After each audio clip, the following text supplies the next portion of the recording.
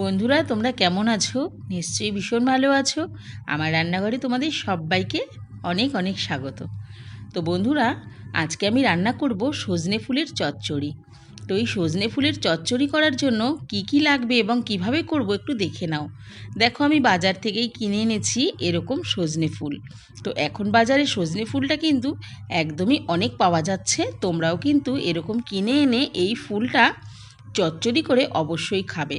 অনেকেই এটা বড়া করে খাও, কিন্তু বড়া করে খেলে কিন্তু ফুলের কোনো উপকারিতা থাকে না। এইভাবে যেভাবে চচ্চড়ি আমি আজকে দেখাবো, এইভাবে করে খেলে ফুলের সমস্ত গুণাগুণটা কিন্তু ফুলের মধ্যে বজায় থাকবে এবং তোমাদের শরীরে অনেকে উপকারী কাজে লাগবে। দেখো, ফুলগুলো আমি সুন্দর করে বেছে একদম সুন্দর করে পরিষ্কার করে নিয়েছি, ধুয়ে নিয়েছি। এবার আমি গরম জলে নুন দিয়ে জলটাকে প্রথমে ফুটিয়ে নিয়েছি। এবার ভালো করে ধুয়ে রাখা ফুলগুলো আমি জলের মধ্যে ছেড়ে দিলাম। ছেড়ে দিয়েই কিন্তু আমি একটুও ফোটাবো না, গ্যাসটাকে সাথে সাথেই অফ করে দেবো। তারপরে একটুখানি ফুলটা গরম জলে ভিজিয়ে রেখে ফুলটাকে আমি জল ছেঁকে নেব। এবার আমি বসিয়ে দেবো একটি কড়াই বসিয়ে দিয়ে দিচ্ছি একটুখানি তেল। তোমরা যে যা তেল ইউজ করো সেই তেলেই রান্নাটা করবে। এখানে তেলের মধ্যে আমি দিয়ে দিচ্ছি একটা শুকনো লঙ্কা আর একটুখানি পাঁচফোড়ন দিয়ে ভালো করে পাঁচফোড়ন আর লঙ্কাটা ভেজে সুন্দর যখন একটা গন্ধ বেরোবে তখন দিয়ে দিচ্ছি আমি এখানে টুকরো করে রাখা বেগুন।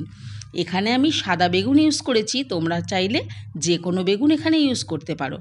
তা আমি এখানে বেগুনটাকে সুন্দর করে ভেজে নেব। প্রথমে বেগুনের মধ্যে দিয়ে দিচ্ছি একটু সামান্য নুন আর দিয়ে দিচ্ছি একটু হলুদ দিয়ে বেগুনটাকে সুন্দর করে নেড়ে চেড়ে আস্তে আস্তে গ্যাসটাকে মিডিয়াম ফ্লেমে রেখে বেগুনটাকে আমি এখানে ভাজতে থাকবো, যেন বেগুনটা সুন্দরভাবে ভাজা হয়ে যায়।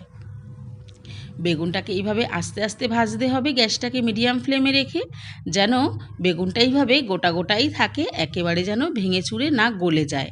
তো এইভাবে বেগুনটাকে প্রথমে আমি ভেজে নিলাম।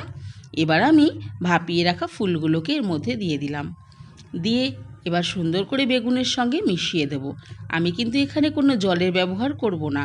ফুলের মধ্যে যেটুখানি জল আছে আর বেগুন থেকে যেটুখানি বেরিয়েছে তাতেই কিন্তু ফুলটা সুন্দরভাবে এখানে সেদ্ধ হয়ে ভাজা হয়ে যাবে। এবার সুন্দরভাবে আস্তে আস্তে নাড়াচাড়া করতে থাকবো। গ্যাসটাকে কিন্তু মিডিয়াম ফ্লেমেই রাখবো, একেবারেই হাই করব না। একটুখানি সময়ের জন্য 5 মিনিটের জন্য আমি এখানে গ্যাসটাকে লো ফ্লেম করে একটু ঢাকা দিয়ে দিয়েছি। এবারে একটু দিয়ে দিলাম টেস্টের ব্যালেন্সের জন্য একটুখানি চিনিটা দিয়ে এবার চিনিটা আমি সুন্দরভাবে এর মধ্যে মিশিয়ে নেব। মিশিয়ে নিলেই একদম কিন্তু পুরো রেডি হয়ে যাবে সজনে ফুলের চচ্চড়ি। আর এটা কিন্তু খেতে সুন্দর স্বাদ হয় এবং অসাধারণ একটা টেস্ট হয়। তোমরাও গরম গরম ভাতে এইভাবে করে খাবে।